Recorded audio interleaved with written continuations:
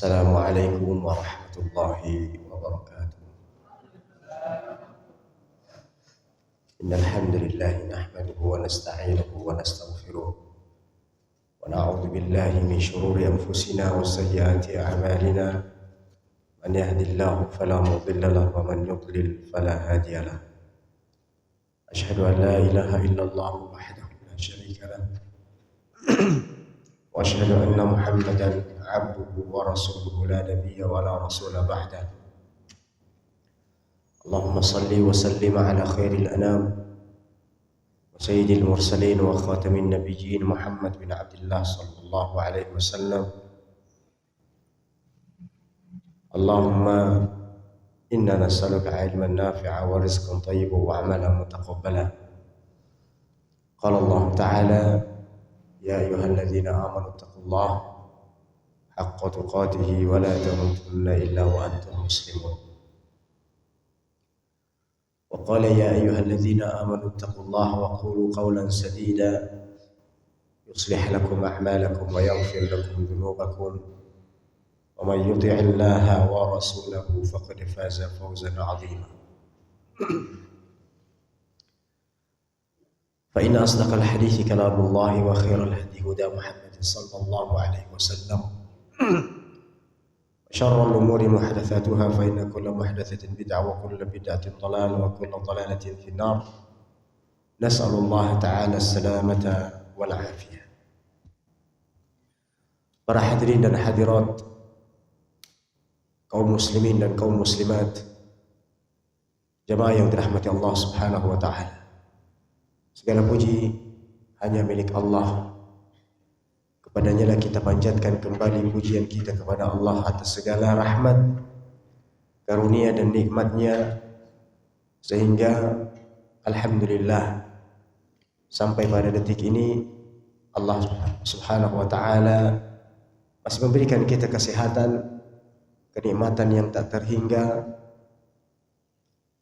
Dan di antara nikmat yang besar bagi kita semuanya adalah berkumpul di rumah Allah Subhanahu wa taala ini dengan tujuan untuk mendekatkan diri kepada Allah dengan belajar, mempelajari agama Allah, memahami ayat-ayat Allah dan sunnah-sunnah Nabi sallallahu alaihi wasallam. Karena sering kita katakan bahwasanya tidak ada amalan yang paling mulia lebih daripada menuntut ilmu agama Allah Subhanahu wa taala, yang dengannya akan membentengi kita, yang dengannya akan menjaga kita dari sesuatu hal yang dimurkai oleh Allah, yang dengannya akan menuntun kita untuk senantiasa melakukan ketaatan-ketaatan ibadah kepada Allah Subhanahu wa taala. Kalau bukan karena ilmu, maka sungguh ibadah tersebut tidak ada artinya di sisi Allah Subhanahu wa taala.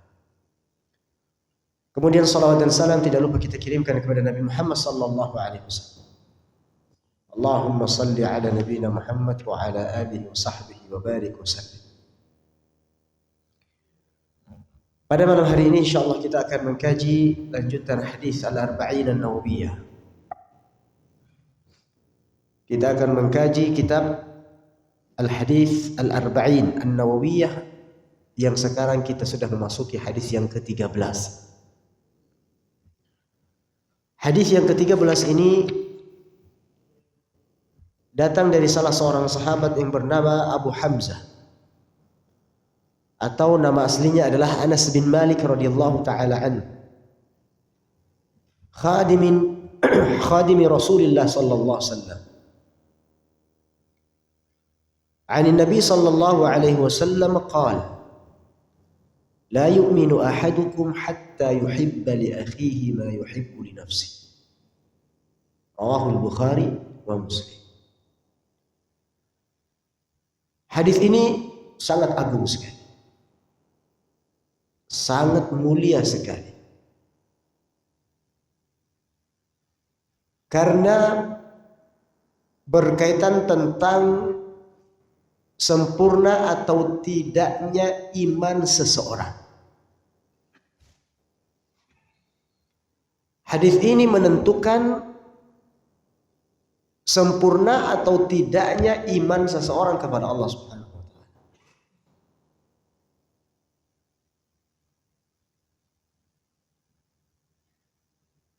Dari Abu Hamzah Anas bin Malik. Anas bin Malik ini, Bapak Ibu, adalah pembantu Rasulullah. Beliau dibawa dari kecil oleh ibunya untuk membersamai Rasulullah sallallahu alaihi wasallam. Sehingga Anas bin Malik pun menjadi salah seorang sahabat yang banyak meriwayatkan hadis-hadis dari Rasulullah sallallahu alaihi wasallam. Di antaranya hadis ini. Apa bunyi hadisnya? Rasulullah bersabda, "Tidak beriman di antara kalian sampai dia mencintai untuk saudaranya apa yang dia cintai untuk dirinya sendiri."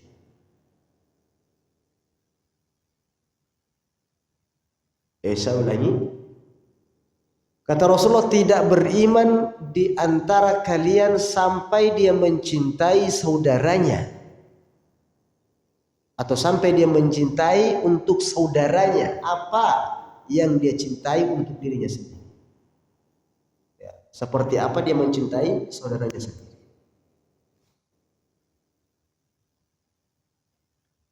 Artinya di sini berkaitan tentang cinta kepada saudara-saudara kita. Tentunya yang dimaksud di sini adalah cinta kepada saudara-saudara muslim. Cinta kepada saudara-saudara muslim kita. Siapapun itu secara umum kita dianjurkan untuk mencintainya. Kata Rasulullah, la yu'minu ahadukum, tidak beriman di antara kalian. Kata para ulama, di sini bukan berarti menafikan iman secara keseluruhan. Tidak beriman di antara kalian bukan berarti semua imannya itu hilang. Namun kata para ulama menunjukkan sebuah ketidaksempurnaan. Artinya tidak sempurna iman kalian sampai kalian mencintai saudara kalian seperti apa kalian mencintai untuk diri kalian sendiri.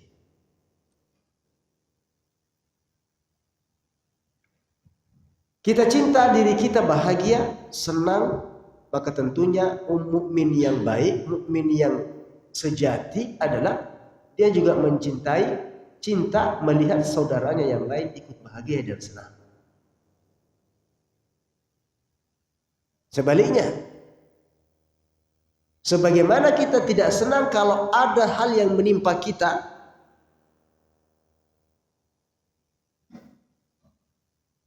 diuji oleh Allah, ditimpakan musibah, sedih, dan lain sebagainya, maka tentunya orang yang beriman juga akan merasakan hal yang sama ketika melihat saudaranya diuji oleh Allah Subhanahu wa taala. Bukan sebaliknya. Senang melihat orang sengsara, senang melihat orang sengsara dan tersiksa ketika melihat orang senang. Nah, ini berarti bukan orang yang beriman yang sempurna. Ya. Jadi maksudnya di sini adalah bukan iman secara keseluruhan. Yang dinafikan di sini bukan iman secara keseluruhan, tapi sebagiannya saja. Ya, sama seperti halnya sabda Rasulullah sallallahu alaihi wasallam. Apa kata Rasulullah sallallahu alaihi wasallam dalam riwayat yang lain?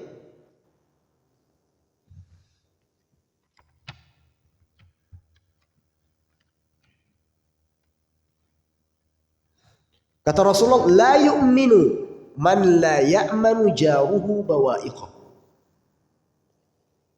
Kata Rasulullah, tidak beriman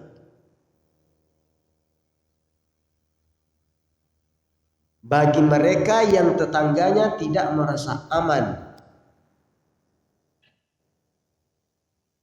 atas keberadaannya. Jadi banyak hadis-hadis yang mengatakan tidak beriman, tidak beriman, tidak beriman. Ya. Khusus untuk hadis ini bukan berarti iman yang sempurna dinafikan, ya, hilang secara total, tidak. Tapi sebagian saja. Sebagaimana Rasulullah bersabda juga, tidak beriman di antara kalian. Artinya tidak sempurna imannya. Barang siapa yang tetangganya merasa terganggu dengan keberadaannya.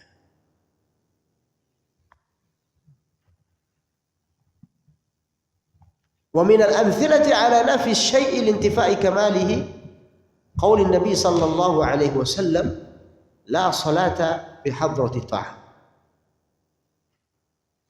Rasulullah pernah bersabda dalam sebuah riwayat, diriwayatkan oleh Imam Muslim. Apa kata Rasulullah? La salata bi hadrati ta'am.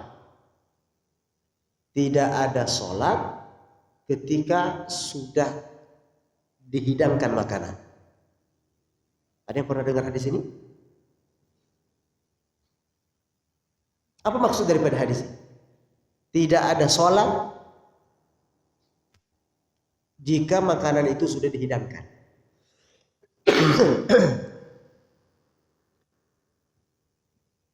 Apakah artinya kita tidak boleh sholat?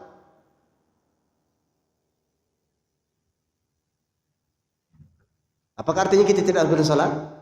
Artinya ditunda dulu sholatnya kalau sudah ada makanan di situ? Ya, makan dulu.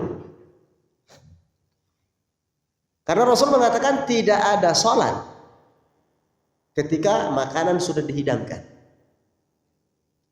Apakah berarti orang yang sholat ketika makanan sudah dihidangkan tidak sah sholatnya? Tetap sah. Cuma di sini maksudnya adalah tidak mendapatkan nilai pahala yang sempurna sholat. Kenapa bisa, Pak? Karena biasanya kalau makanan sudah, karena kayak biasanya kalau makanan sudah ada di atas meja, apalagi dalam keadaan lapar, ya kan? Kalau sudah dalam keadaan lapar, makanan sudah ada di atas meja, dibawa sholat, yang terbayang itu lauk yang di atas meja. Akhirnya sholatnya pun tidak sempurna. Dikarenakan ada hal yang mengalihkan kekhusyuannya di dalam sholat. Ya, maka di dalam hadis ini bukan berarti tidak ada sholat, berarti tidak sah sholatnya. Tetap sah sholatnya, tapi tidak sempurna. Kata para ulama begitu memaknainya. La sholata kamilatan. La sholatan kamilah. Tidak ada salat yang sempurna. Artinya tidak sempurna salat. Lianna hadzal musalli sawfa yashtaghilu qalbuhu bit-ta'am alladhi hadar wal amthilatu ala hadha katsira. Nah.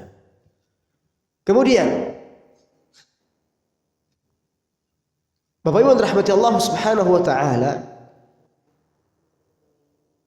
dari hadis ini banyak sekali dari riwayat-riwayat yang menjelaskan tentang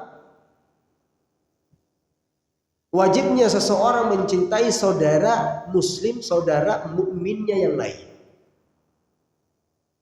Ya.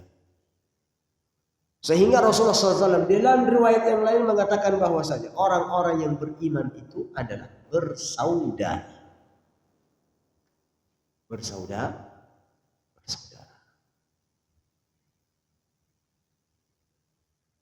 Bahkan kata Rasulullah sallallahu alaihi wasallam, "Mathalul mu'minina fi tarahumihim wa tawaddihim wa ta'atufihim kamathalil jasad idza ishtaka minhu 'udwun tada'a lahu sa'irul jasadi bis-sahri wal humma." Perumpamaan orang-orang yang beriman di dalam mengasihi, di dalam menyayangi, dan di dalam berlemah lembut, seperti halnya satu jasad, seperti halnya satu badan yang ketika satu anggota tubuh sakit, maka seluruh anggota badan yang lain pun ikut merasakan sakit. Tidak enak, tetap tidak nyaman. Maka Rasul mengatakan di sini, begitulah perumpamaan orang-orang yang beriman. Ketika dia melihat saudaranya senang, dia pun ikut bahagia. Sebaliknya kalau dia melihat saudaranya sedang ditimpa musibah, sedang kesusahan, maka dia pun akan merasakan hal yang sama. Dan ini hanya ada pada diri orang-orang yang beriman. Orang yang beriman itu, Pak, Ibu, hatinya itu peka. Hatinya peka. Dia enggak rela melihat saudaranya yang lain itu dalam keadaan kesusahan. Sebagaimana dirinya tidak mau susah, maka dia pun tidak merasa senang kalau ada orang-orang yang kemudian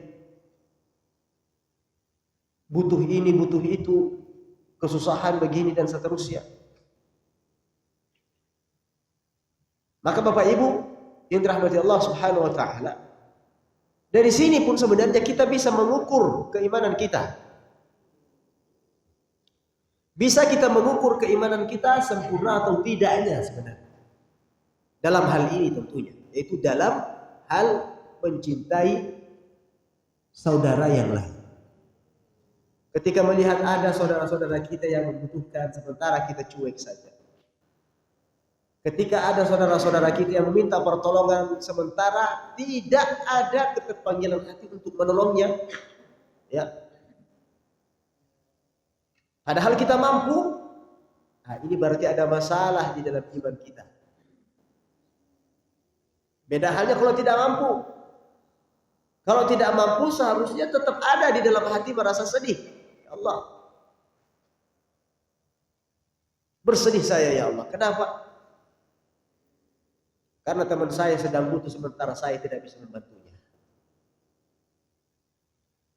Apalagi kalau orang tersebut mampu bisa membantu tapi tidak mau membantu, berarti ada masalah di dalam keimanan dalam dirinya.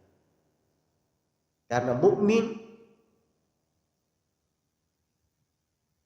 dengan mukmin yang lain itu saling mencintai, saling bersaudara, saling berkasih sayang. Dan di dalam hadis ini Rasulullah mengatakan tidak beriman di antara kalian sampai dia mencintai saudaranya apa yang dia cintai untuk dirinya sendiri. Sehingga dalam riwayat lain Rasulullah SAW bersabda,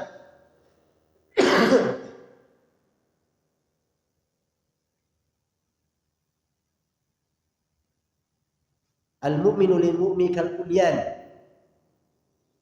Orang mukmin dengan orang mukmin yang lain itu seperti bangunan. Yashuddu ba'duhum ba'da. Saling menguatkan. Ya, jadi orang mukmin dengan orang mukmin yang lain itu seperti bangunan. Saling menguatkan. Ya. Di mana bangunan itu bisa berdiri tegak, kokoh jika dia saling menguatkan antara satu dengan yang lainnya. Contohnya bangunan masjid. Tidak bakal berdiri masjid ini kalau hanya ada tiang di tengah. Betul tidak? Dan berbahaya Pak, posisi masjid ini kalau misalnya tiang ini tidak ada. Maka perlu yang namanya dinding, perlu yang namanya balok, perlu yang namanya apa ini? Kuda-kuda, apapun namanya Pak. Yang penting kalau kita melihat struktur bangunan itu saling menguatkan. Sehingga bangunan itu pun bisa berdiri kokoh, bisa bermanfaat, bisa berguna, maka orang mukmin keadaannya sama seperti saling tolong menolong, saling menguatkan, sampai Rasulullah meriwayatkan hadis ini sambil menjadikan kedua tangannya seperti. Di dalam riwayat dikatakan wasyabbaka baina asabi'ihi. Beliau saling memasukkan jari jemarinya antara satu dengan yang lainnya, yang menunjukkan sesuatu kekuatan. Kata Rasulullah, begitulah seharusnya orang-orang beriman. Mereka akan kuat jika mereka saling tolong menolong, saling peka. Maka ikhwatal iman yang dirahmati Allah Subhanahu wa ta'ala, sempurnalah imannya Rasulullah sallallahu alaihi wasallam. Di mana di dalam diri Rasulullah terdapat contoh yang sangat baik. Tidak ada sesuatu kebaikan kecuali telah dicontohkan oleh Nabi sallallahu alaihi wasallam. Khususnya di dalam berbuat baik kepada saudara-saudaranya. Khususnya berbuat baik kepada saudara-saudara.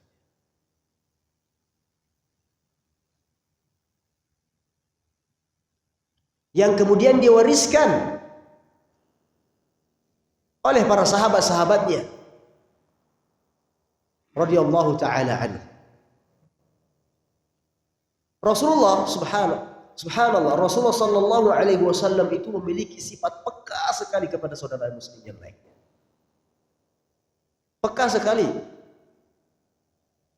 Makanya dalam sebuah riwayat dikatakan bahwasanya masu'ilan Nabi sallallahu alaihi wasallam syai'an qatta faqala la. Nabi itu tidak pernah dimintai sesuatu apapun kemudian dia mengatakan tidak. Tidak pernah.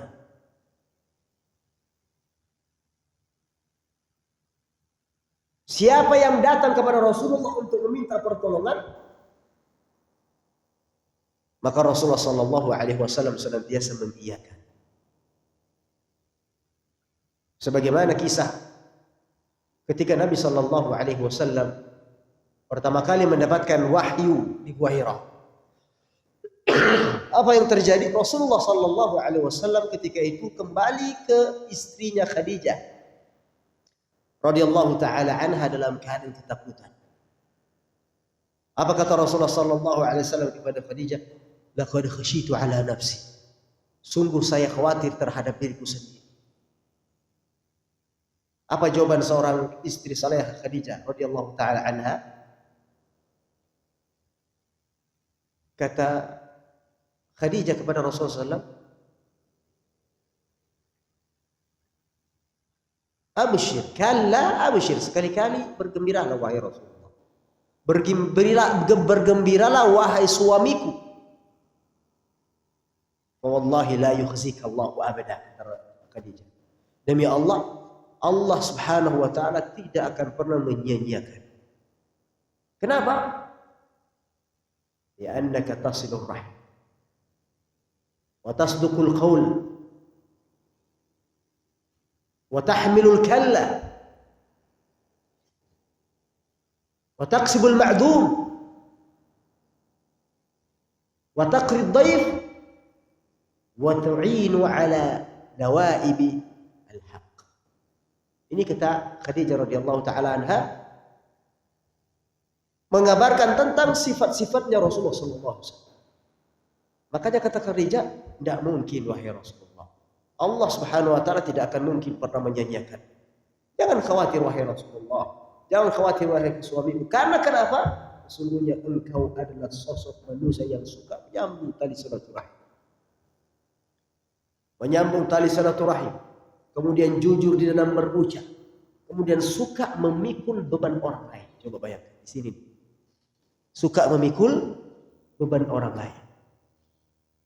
Dan bukan hanya itu, wa taksibul ma'dum, kata Khadijah. Dan engkau juga wahai Rasulullah suka mengadakan, artinya suka mengusahakan membantu orang lain yang tadinya tidak ada, tetap engkau usahakan. Subhanallah. Kalau kita kan biasanya membantu kalau sudah ada. Baru mau membantu kalau sudah ada. Itu pun kalau membantu. Kadang juga orang punya, orang berada tapi kamu membantu, Pak. Tapi Rasulullah kadang dia nggak punya tapi tetap dia usahakan. Bagaimana dia bisa membantu orang? Bagaimana dia bisa membantu saudaranya? Akhirnya ya para sahabat-sahabat yang lainnya pun ikut mewarisi. Di antaranya siapa? Abu Bakar As-Siddiq radhiyallahu taala anhu. Abu Bakar As-Siddiq radhiyallahu taala anhu juga memiliki sifat yang sama, hampir sama dengan seperti Rasulullah sallallahu alaihi wasallam. Sehingga dalam sebuah riwayat dikatakan bahwasanya ketika Abu Bakar As-Siddiq radhiyallahu taala anhu hampir meninggalkan kota Mekah ketika itu, akhirnya bertemu dengan salah seorang pembesar kabilah. Apa kata pembesar kabilah itu? Mau pergi kemana wahai Abu Bakar? Sesungguhnya orang seperti engkau ini tidak pantas untuk keluar dan dikeluarkan. Kenapa? Karena engkau senantiasa membantu, memikul beban orang lain. Artinya suka membantu, suka mengadakan sesuatu yang, mengusahakan sesuatu yang tidak ada untuk saudaramu. Engkau senantiasa menyambung tali silaturahim. Engkau senantiasa memuliakan tamu.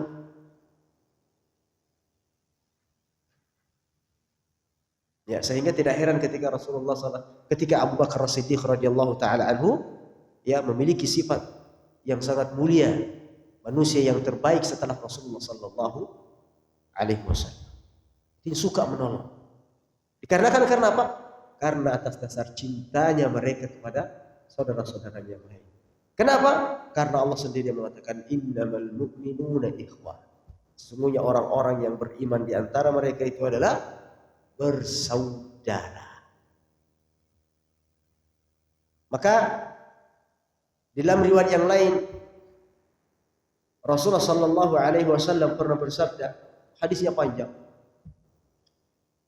Di akhir daripada hadis tersebut kata Rasulullah sallallahu alaihi wasallam, "Wali an akhruja ma'a akhin li fi hajatin ahabbu ilayya min a'takifa fi hadzal masjid syahra fi masjidil Madinah."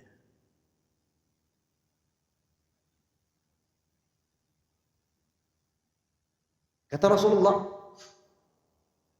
saya keluar dari Masjid Nabawi ini dan kemudian mencari saudara-saudaraku. Saya keluar dari masjid ini bersama dengan saudara-saudaraku yang membutuhkan bantuan.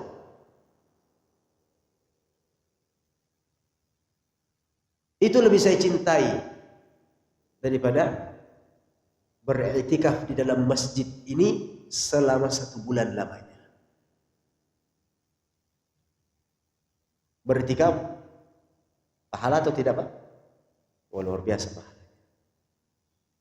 Iktikaf ini adalah salah satu amalan yang sangat mulia, baik sekali. Dan tidak mesti di bulan suci Ramadan, Pak. Jadi jangan sampai mengartikan iktikaf itu hanya di akhir 10 Ramadan misalnya. Tidak.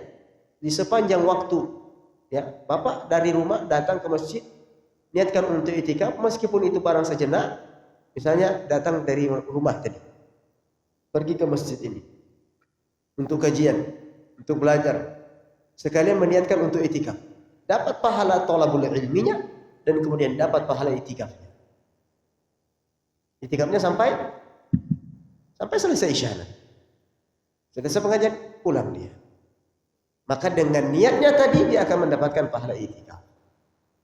Kapanpun kita pergi masuk masjid dan itu iktikaf berlaku hanya di masjid saja. Meskipun ada beberapa ulama yang menjadikan syarat bahwasanya masjid yang boleh dijadikan untuk beriktikaf adalah masjid yang didirikan salat Jumat di dalamnya. Ya. Ada pula yang mengatakan bahwasanya tidak. Selagi tempat ibadah, musholla atau masjid yang didirikan salat 5 waktu di sana di dalamnya, boleh untuk dijadikan sebagai tempat beriktikaf. Maka Rasulullah sallallahu alaihi wasallam lebih memilih untuk mencari saudara-saudaranya yang butuh kebutuhan tertentu kemudian dia tolong daripada beriktikaf di dalam Masjid Nabawi. Kita tahu sendiri, Pak. 1 rakaat di Masjid Al-Munawwarah ini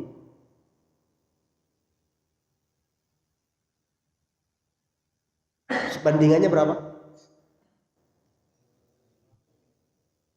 1000 rakaat. 1000 rakaat sholat di Masjid Nabawi.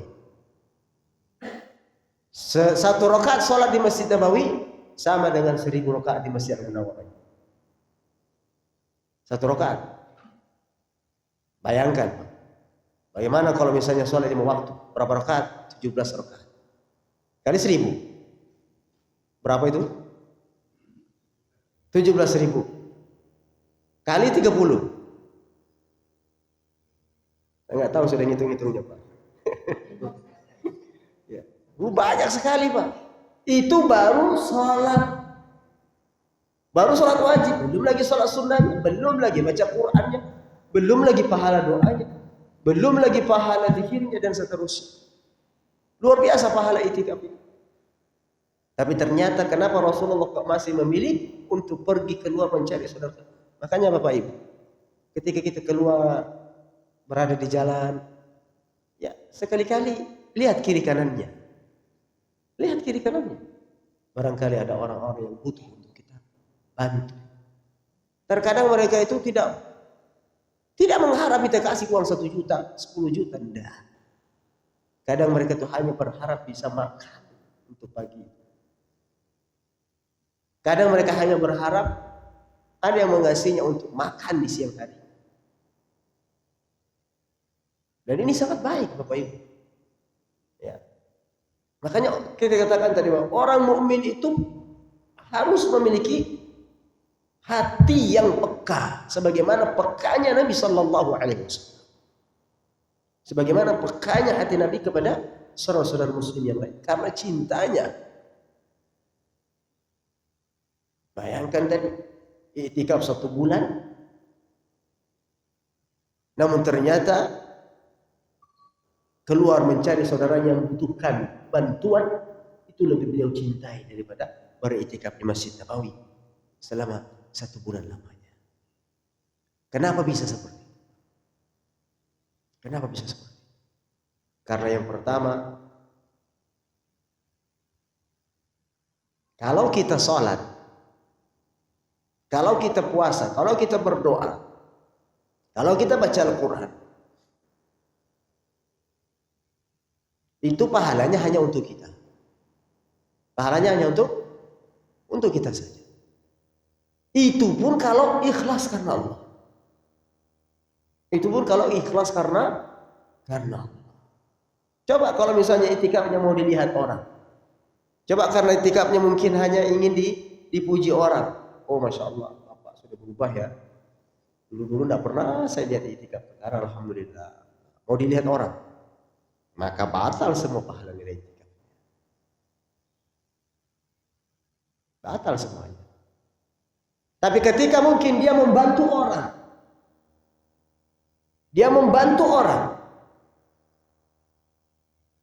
yang kemudian orang yang dibantu tadi itu betul-betul merasa bersyukur dan berterima kasih, yang pada akhirnya dia mengangkat kedua tangannya dan berdoa, ya Allah,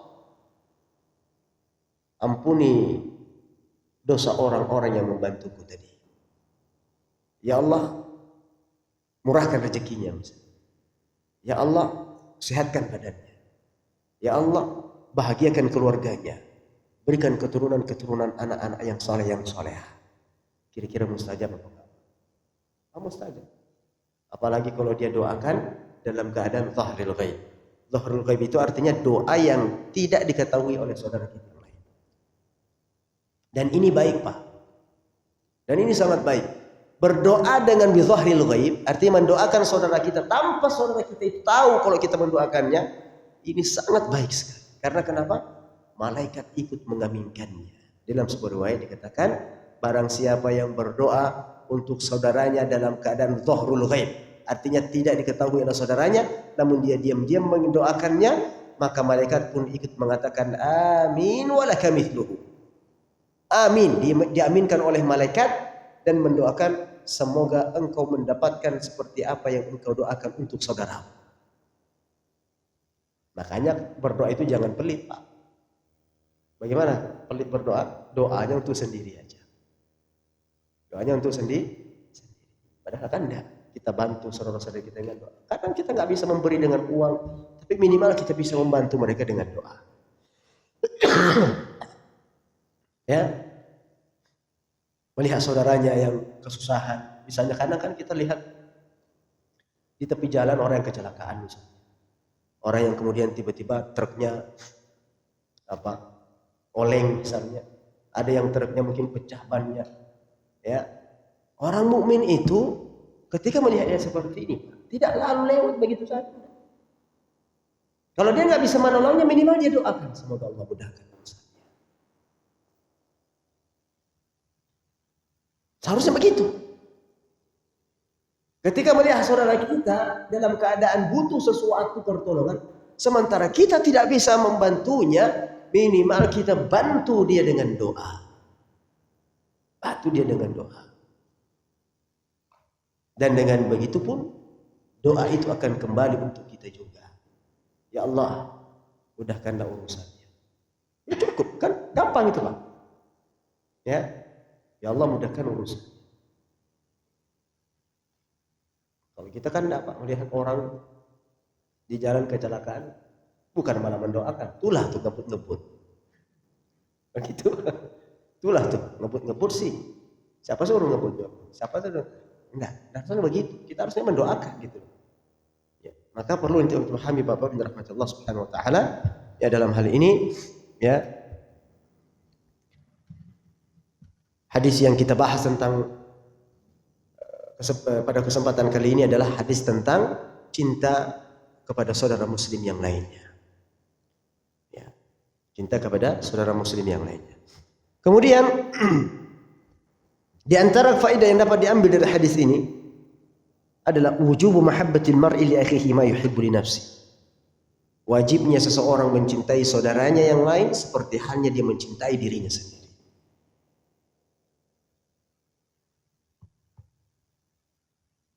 Yang kedua, at-tahdhiru minal hasad. Lianna al-hasida la yuhibbu li akhihi ma yuhibbu li nafsi. Ya.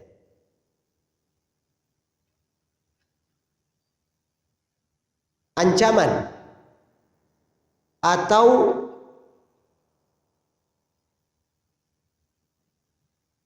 hadis atau makna daripada hadis ini adalah bagaimana supaya orang-orang yang beriman itu terhindar dari sifat hasad. Karena orang yang hasad itu tidak akan masuk di dalam hadis ini. Karena akan bertentangan. Tidak mungkin orang mau membantu kalau dia hasad. Gak mungkin orang mencintai saudara yang lain kalau dia hasad. Kira-kira bisa nggak dia bantu Pak? Mau nggak orang itu membantu yang lain kalau misalnya ada di dalam hatinya hasad kepada orang tersebut? Tidak mungkin. Bahkan mungkin malah justru dia senang kalau misalnya saudaranya dapat musibah. Karena hasad ini seperti itu. Ya, hasad itu adalah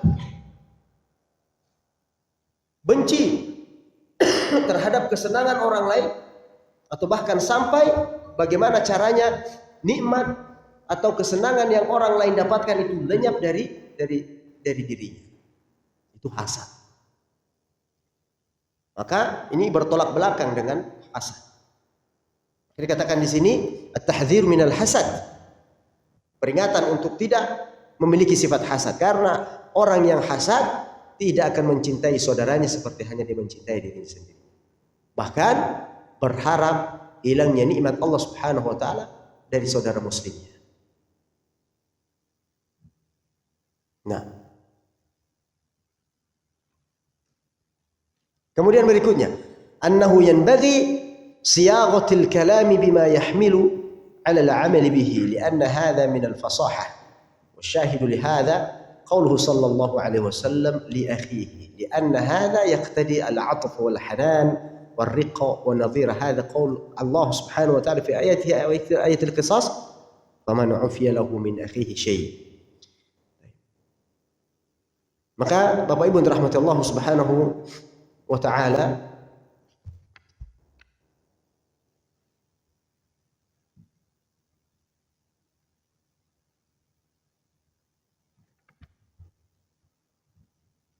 Kemudian orang-orang yang beriman kepada Allah Subhanahu wa taala, orang-orang yang beriman kepada Allah Subhanahu wa taala, dia akan memperhatikan perkara-perkara orang-orang mukmin yang lainnya. Dia akan memperhatikan urusan-urusan orang-orang mukmin yang lainnya. Artinya urusan-urusan dalam hal kebutuhan.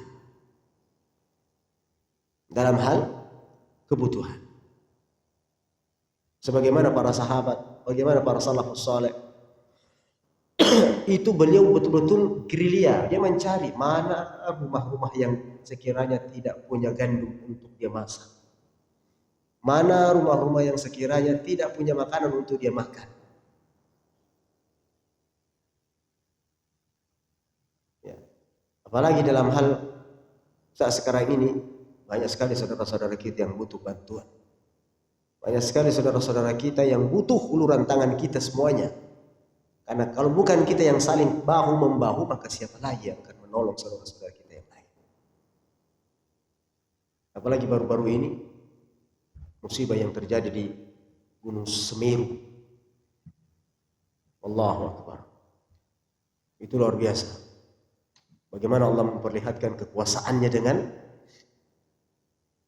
menenggelamkan rumah dengan debu. Ya. Kuasa Allah. Yang biasanya menenggelamkan rumah itu adalah air. Tapi ternyata ini tidak. Yang membuat tenggelam adalah debu. Ya.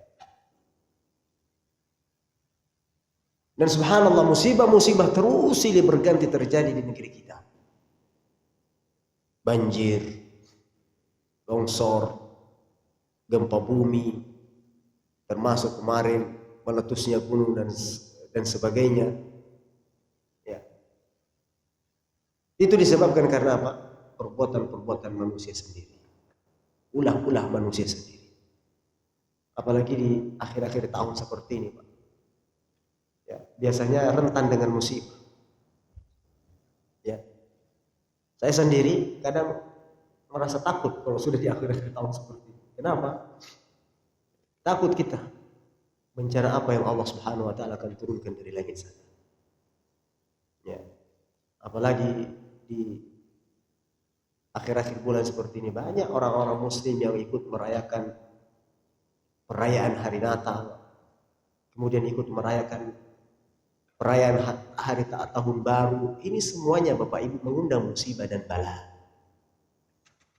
Mengundang musibah dan bala. Allah marah, Allah murka. Maka tidak heran kalau misalnya hampir setiap tahun itu, di akhir-akhir atau di awal-awal tahun itu terjadi musibah. Karena Allah Subhanahu wa taala sendiri mengatakan, takadus samawati yatafattarna wa tanshaqqul ardu wa takhirrul jibal. Hampir itu langit terbelah. Bumi pecah dan gunung-gunung semuanya meleleh. Kenapa? Karena mereka mengatakan bahwasanya Tuhan memiliki anak. Tuhan memiliki anak.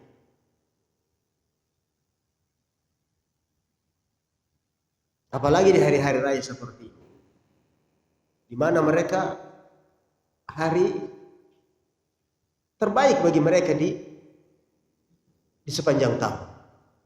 Mereka adakan ibadah di sana. Ya.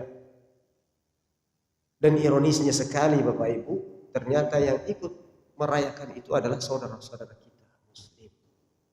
Bapak Ibu punya anak, punya cucu, punya istri, ingatkan kepada mereka, jangan sampai terlibat di dalam perayaan-perayaan seperti ini. Jaga akidah kita. Karena apalah artinya kehidupan di dunia ini kalau tidak ada akidah dan iman. Dan merayakan hal seperti ini adalah menafikan tauhid, menafikan akidah. Membuat orang kufur.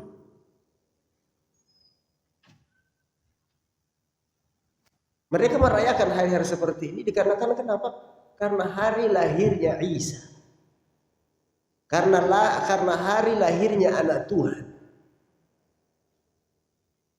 Kemudian datang kita seorang muslim mengatakan selamat tahun baru.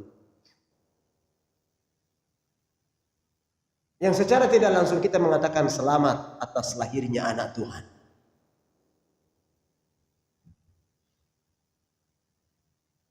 Maka ini kekufuran, Pak. Hati-hati di sini. Oh, ini bukan sepele. Ini sering kita sampaikan. Ini bukan perkara sepele. Ini bukan hanya sekedar mengatakan ucapan. Ucapan memang ucapan. Tapi ucapan ini sangat dimurkai oleh Allah Subhanahu wa taala. Sangat dimurkai.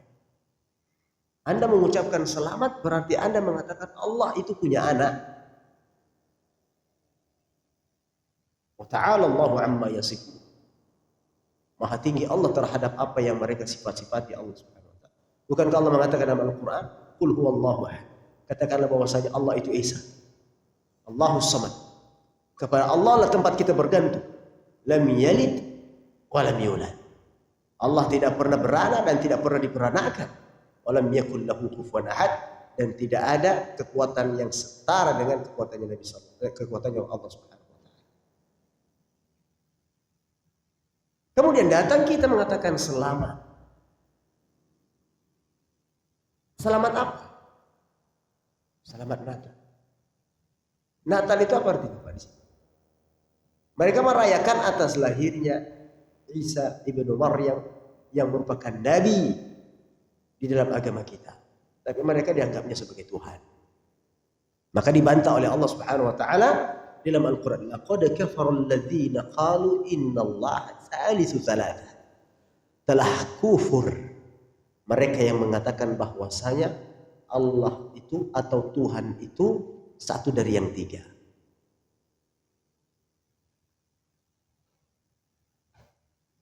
Maka ini berhati-hati kita dalam hal ini. Kenapa saya sampaikan seperti ini? Karena memang bagi momen-momennya. Ya, di mana ya fitnah sekali untuk kita sekarang ini di zaman seperti ini, waktu pemuda-pemuda kita jauh sekali dari tuntunan. Ya, mereka membuat kemungkaran yang bertubi-tubi sudah di malam-malam tahun baru. Ya, bergadang.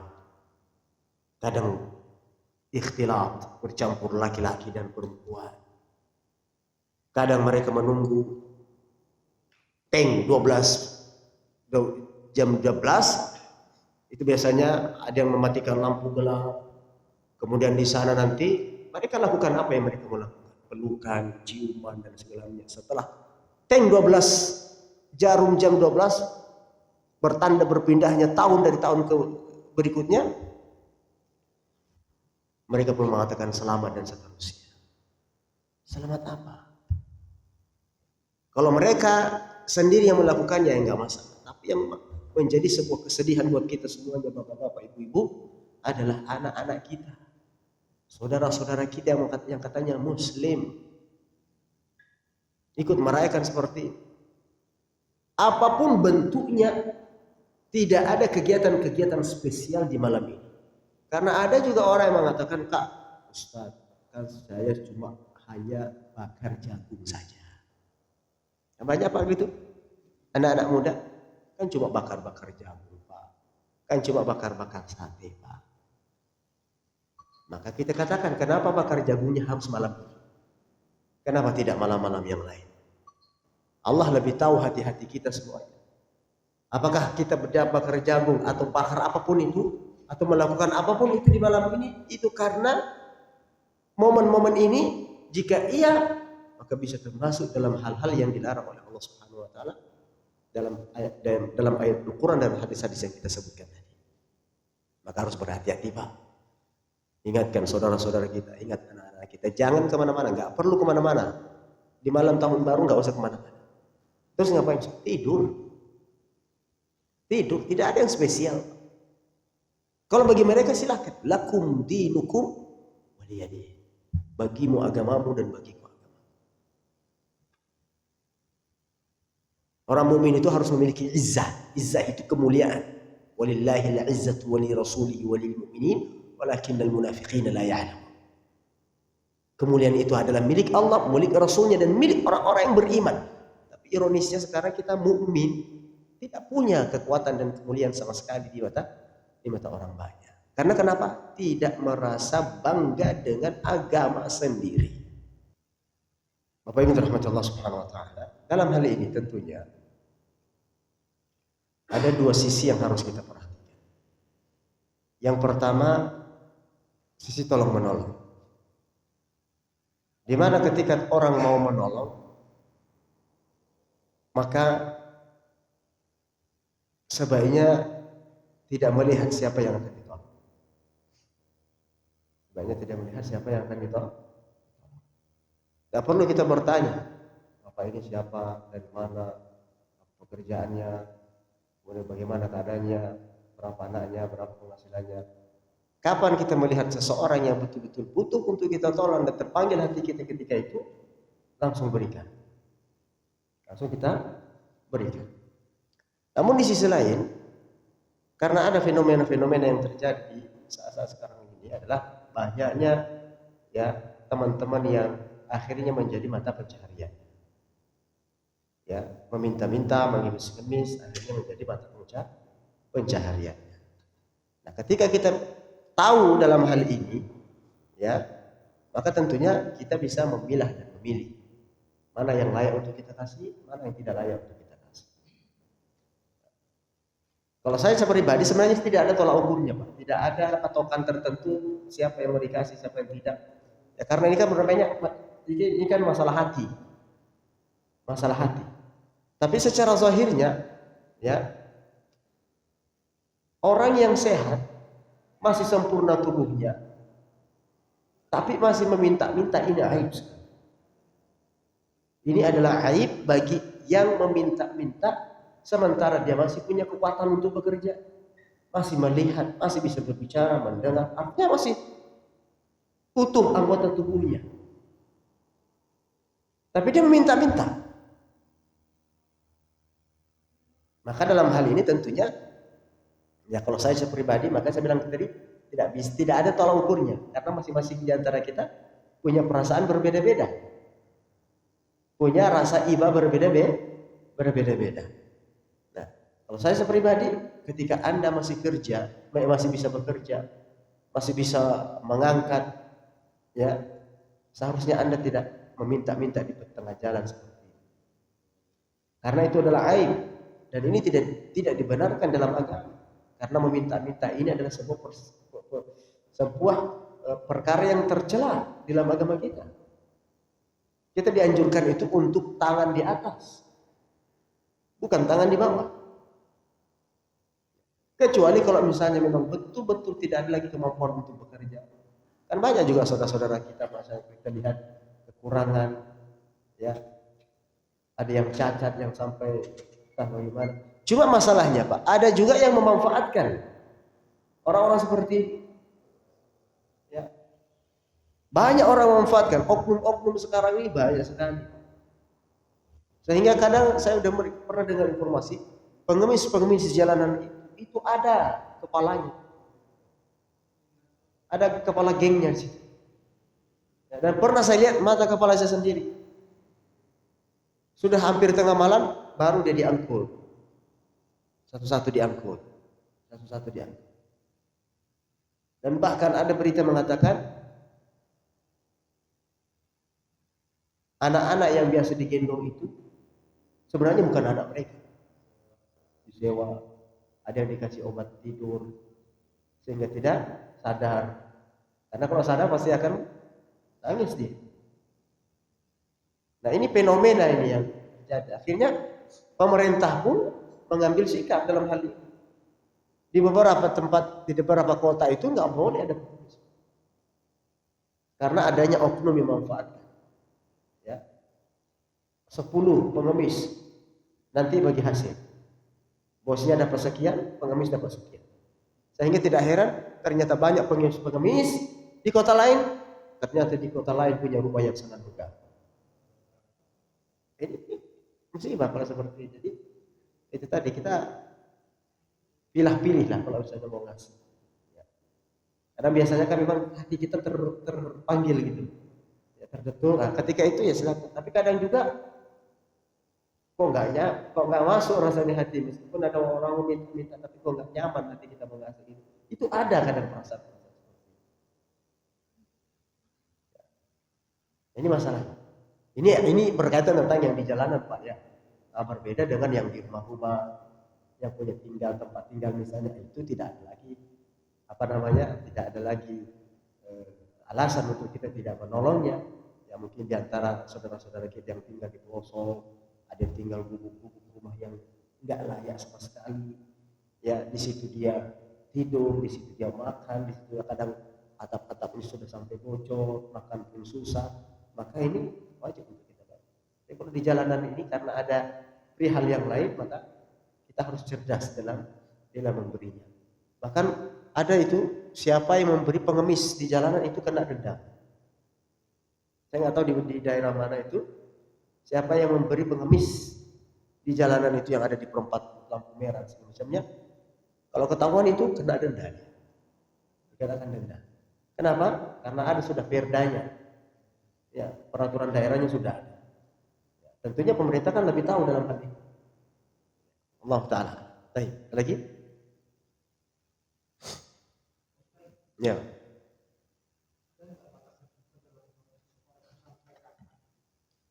Batasan?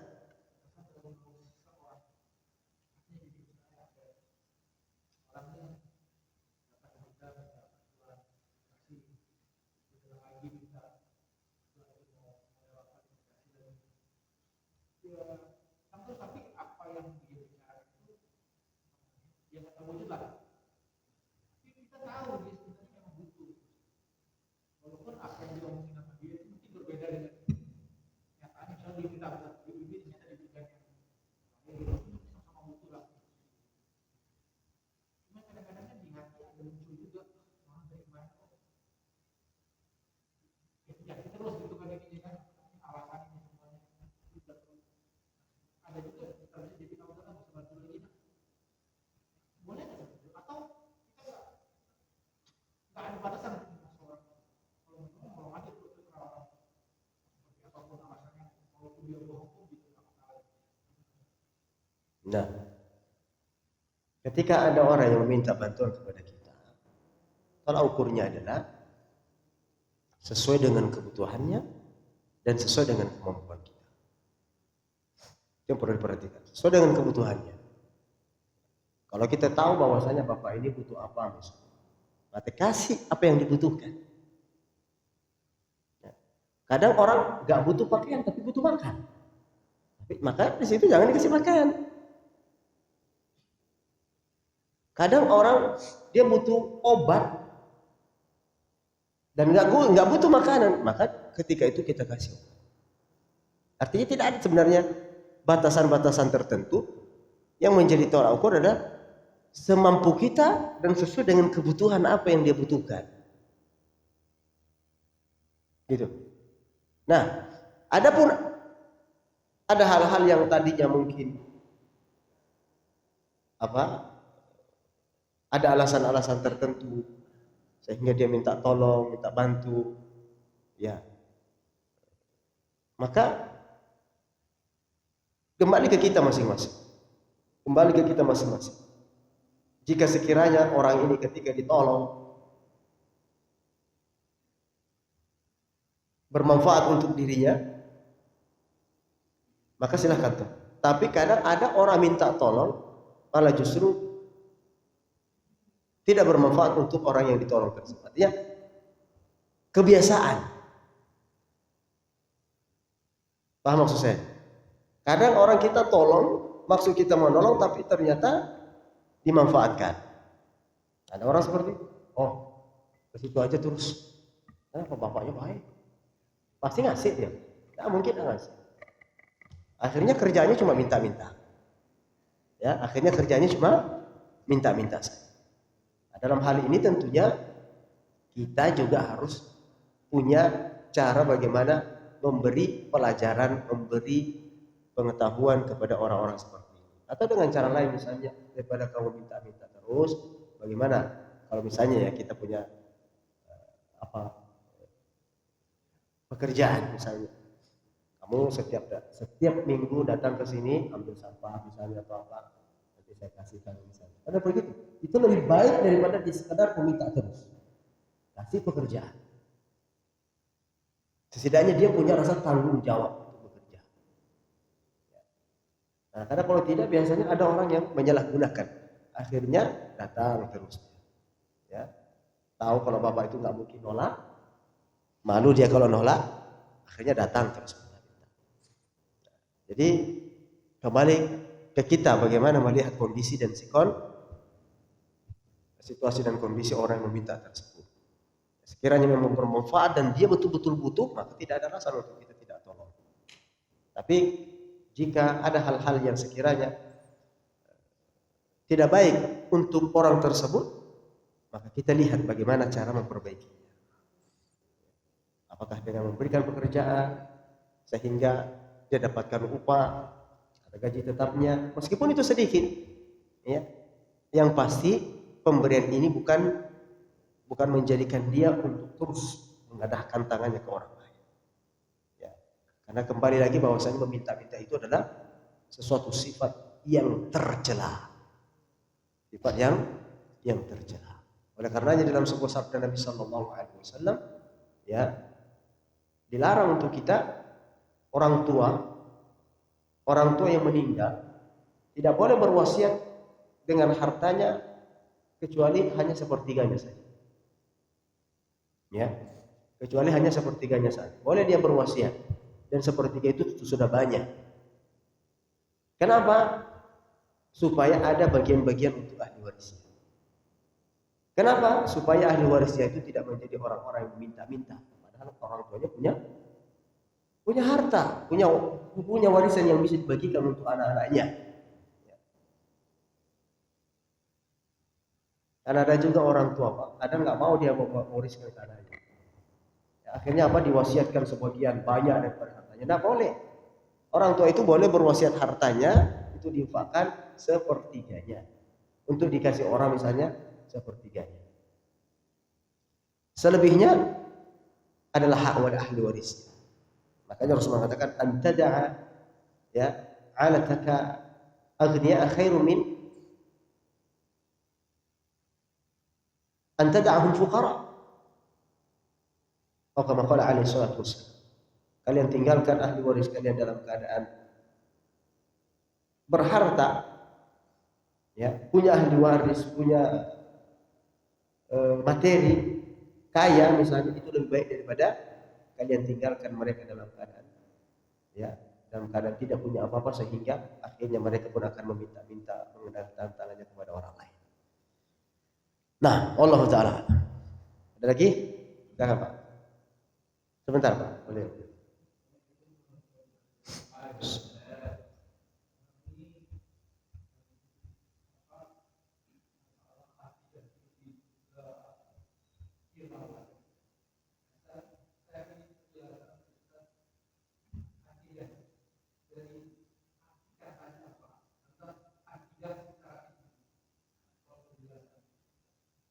Mohon maaf, Pak. Diulangi tadi, Pak. Gimana?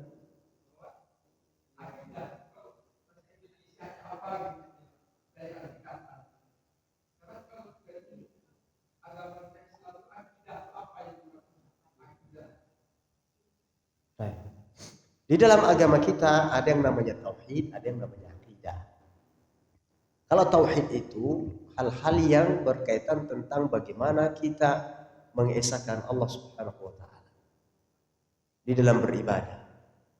Bagaimana kita mempersembahkan semua amal ibadah kita hanya kepada Allah Subhanahu wa taala. Salat, puasa, nyembelih, haji, umrah, segala macamnya itu hanya kepada Allah Subhanahu wa taala. Itu tauhid. Adapun akidah bahasa Indonesianya akidah.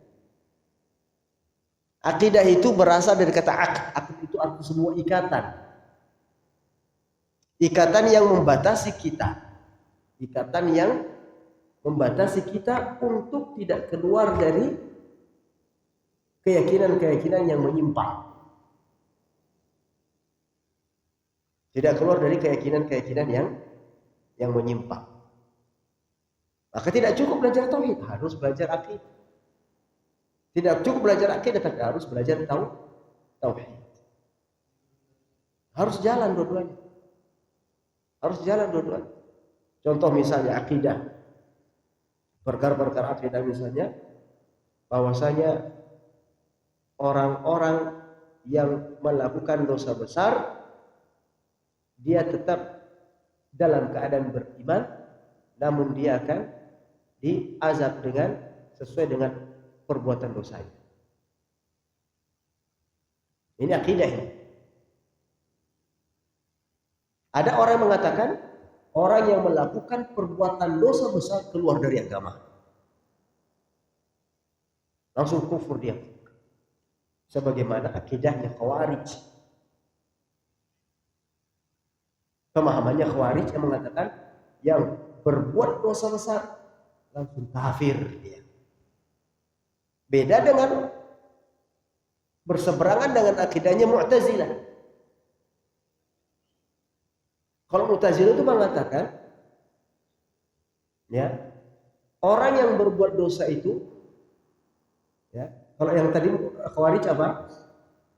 Keluar dari agama Islam. Tapi kalau Mu'tazilah apa akidahnya?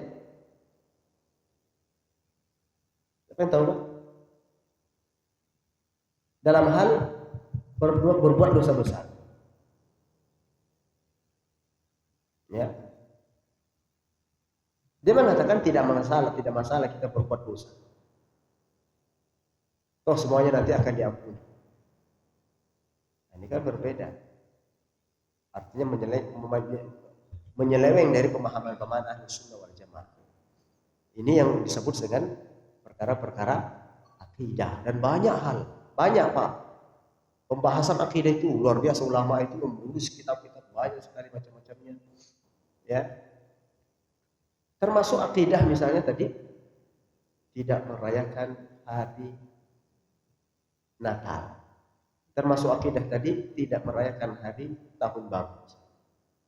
Itu masuk dalam perkara akidah. Masuk kepada perkara akidah. Dan ada perkara yang masuk dalam akidah, masuk juga dalam ranah tauhid. Seperti itu. Itu makna akidah. Sesuatu hal yang bisa membatasi kita untuk tidak keluar dari hal yang melenceng terhadap apa yang sudah ditentukan oleh Allah Subhanahu wa taala dan Rasulullah sallallahu alaihi wasallam.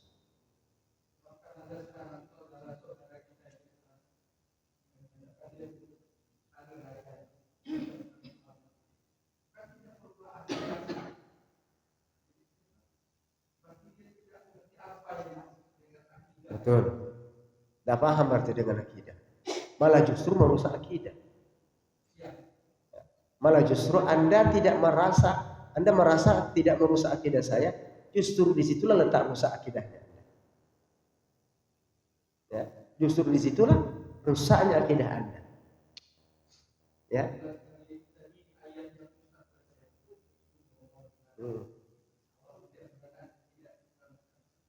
Akidah. Ya, jadi seperti itu. Penting sekali belajar tauhid dan akidah. Dan ini ilmu yang seharusnya di awal untuk kita tuntut ini adalah ilmu akidah dan ilmu tauhid. Kenapa, Pak? Barakallah.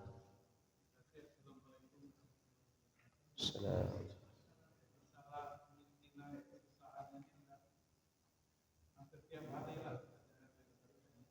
Apanya, Pak? Apa tadi? Oh iya.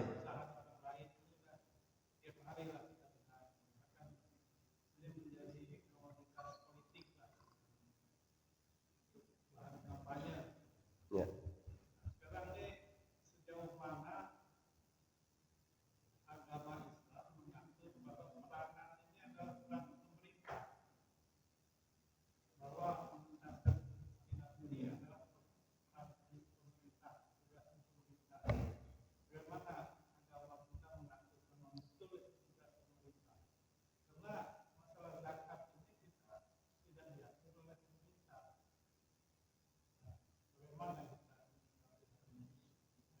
Nah, kemiskinan Bapak Ibu dirahmati Allah Subhanahu wa taala. Ya, itu tanggung jawab kita semuanya untuk mengentaskan kemiskinan. Ya. Pemerintah punya hak untuk mengaturnya. Ya, tapi bukan berarti kita serahkan semuanya ke pemerintah. Nunggu pemerintah bergerak baru kita bergerak. Tidak bisa juga seperti ini, Pak. Ya, artinya di sini ada kerjasama saling tolong menolong antara rakyat dengan pemerintah. Karena tidak mungkin semuanya bisa di-cover sama pemerintah. Tidak mungkin semuanya pemerintah tahu sampai di pelosok-pelosok ada orang-orang yang tidak bisa makan sehari semalam.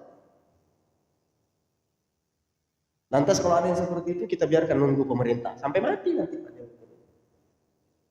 Ya, artinya ini memang di sisi lain dalam hal ketatanegaraan ini kewajiban pemerintah untuk menuntaskan kemiskinan. Tapi bukan berarti kita juga berlepas tanggung jawab. Ini masalah kita semuanya. Oleh karenanya di dalam agama Islam itu sangat diatur sekali, ya, bagaimana dianjurkan untuk saling tolong menolong, untuk memberi, ya, menyantuni, memberi makan, kan begitu, memberi pakaian, itu semuanya diatur. Mengeluarkan zakat, infak, sedekah, semua hukum-hukum Allah ini ujung-ujungnya adalah supaya adanya kesetaraan di dalam kehidupan. Minimal tidak ada yang sampai betul-betul tidak sampai bisa makan. Kalau bisa diatur dengan baik, ya, kalau bisa diatur dengan baik. Orang kaya zakat, harus zakat dia supaya untuk apa? Bantu orang yang miskin. Oleh karenanya subhanallah, ya, zakat itu yang paling berhak untuk kita berikan zakat itu siapa? Orang fakir, orang miskin. Mereka lah yang paling berhak untuk menerima zakat-zakat. Makanya dalam Al-Qur'an disebutkan innamas shadaqatu lil fuqara'i wal masakin. Ya, sesungguhnya zakat itu adalah peruntukan untuk orang fakir dan miskin. Meskipun ada 8 golongan yang lain disebutkan dalam ayat tersebut. Tapi kenapa Allah mendahulukan fakir dan miskin? Karena mereka lah yang lebih butuh. Mereka lah yang lebih butuh. Maka kita katakan sebenarnya kemiskinan itu bukan hanya kewajiban pemerintah, tapi semua kewajiban bagi kita. Kapan melihat saudara-saudara kita yang miskin butuh bantuan, maka wajib untuk kita segera menolongnya. Ya, sebagaimana kita nggak suka kalau kita dalam keadaan lapar, tentunya saat melihat saudara kita butuh makan, orang mukmin yang betul-betul imannya kuat kepada Allah tidak mungkin membiarkan saudaranya begitu saja terlantar. Ya, bahkan kita katakan tadi, orang mukmin itu seharusnya peka, melihat sekitarnya.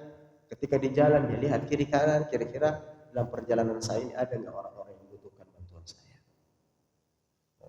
Di tengah masyarakatnya juga sekelilingnya, RT-nya misalnya, barangkali ada keluarga yang betul-betul miskin, tidak punya pekerjaan, di PHK barangkali, apalagi di masa-masa corona seperti ini, ya harusnya peka kita di situ.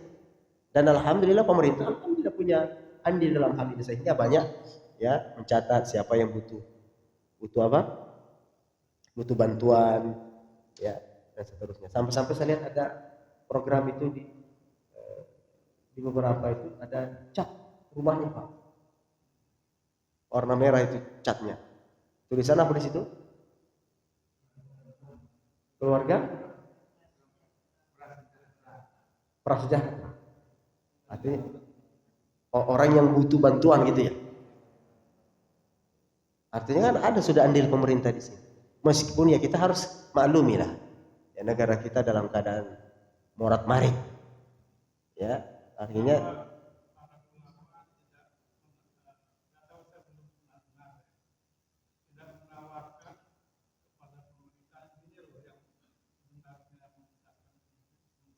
sudah, Pak, alhamdulillah sudah.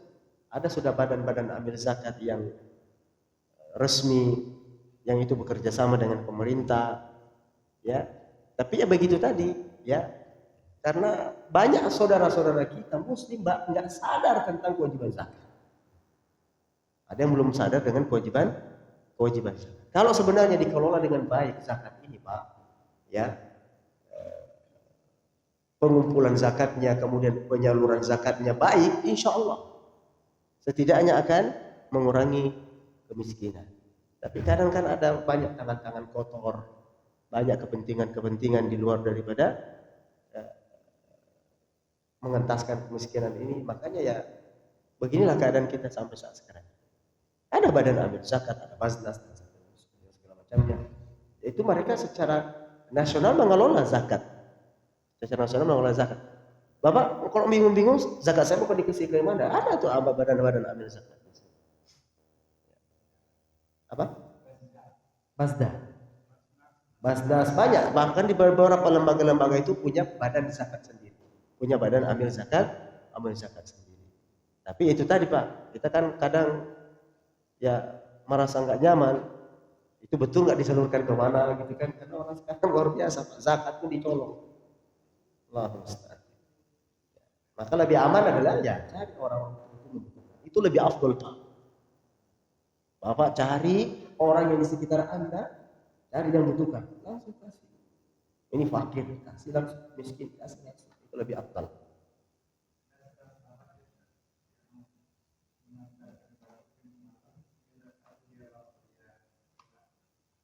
Iya. Dikutip dalam sebuah sejarah bahwasanya ada seorang salaf. Dia kebiasaannya adalah membawakan gandum orang-orang fakir miskin di tengah malam. Ya, setiap malam ketika orang sedang lalap tertidur, dia bawakan gandum di tengah pintu, di depan pintu orang-orang miskin yang membutuhkan. Dan semoga Allah Subhanahu wa taala senantiasa memberikan kita kekuatan, memperbaiki ibadah kita, memperbaiki ilmu kita, dan tentunya kita berharap kepada Allah Subhanahu wa taala agar senantiasa memperbaiki segala urusan kehidupan di dunia dan di akhirat kita kelak. Allahumma ya Rabbana inna nas'aluka ridhaka wal jannah wa na'udzubika min sakhatika wan nar. Allahumma anfa'na bima 'allamtana wa 'allimna ma yanfa'una wa zidna ilman nafi'a yanfa'una fid din wa dunya wal akhirah. Kalau ada yang benar datangnya dari Allah, yang salah datangnya pribadi, dan kepada Allah kita sama-sama istighfar. Kita tutup dengan membaca kafaratul majlis. Subhanakallahumma wa bihamdika asyhadu an la ilaha illa anta astaghfiruka wa atubu ilaik. Sallallahu wasallam ala nabiyina Muhammad wa ala alihi wasallam. Assalamualaikum warahmatullahi wabarakatuh.